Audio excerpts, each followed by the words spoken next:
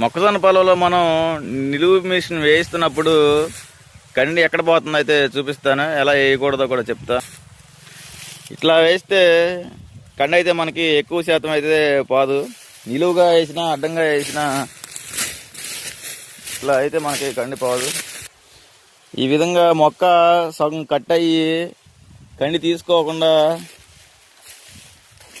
ఇట్లా కిందకి పడిపోతే మొక్క అయితే కండి అంతా ఇలాగే ఉంటుంది.